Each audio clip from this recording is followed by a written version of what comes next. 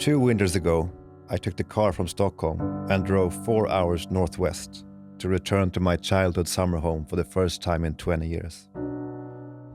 The house has always remained in the family, but I couldn't bear to go there, and now I didn't know what to expect when I arrived.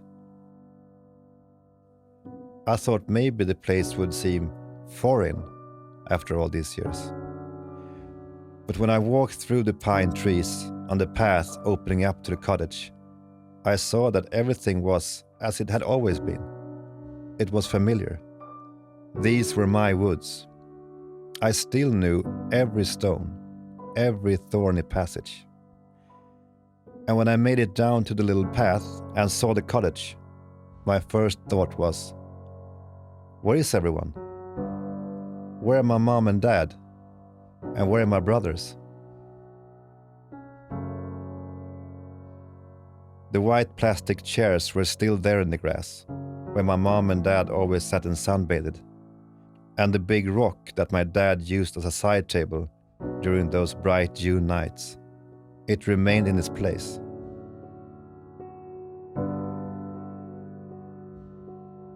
My parents died many years ago, but here at the cottage, they still remained.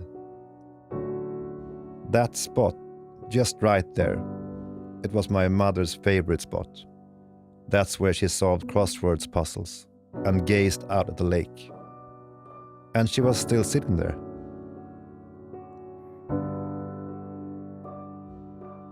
I saw myself also. I saw myself as a child, and I saw my 2 brothers.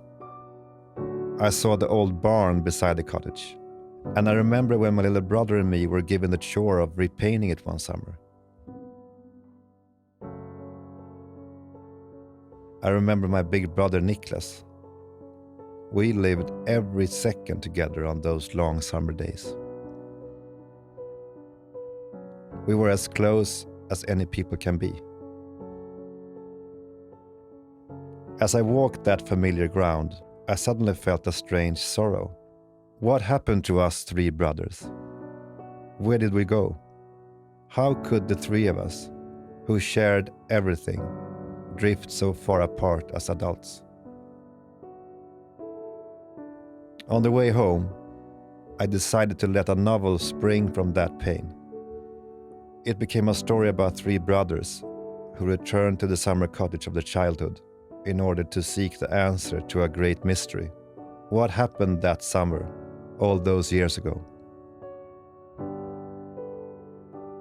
The story is pure fiction, but its source is also my source, and I wanted the novel to ask the same question I often ask myself when I think about my childhood, and I think about those 3 boys who shared everything.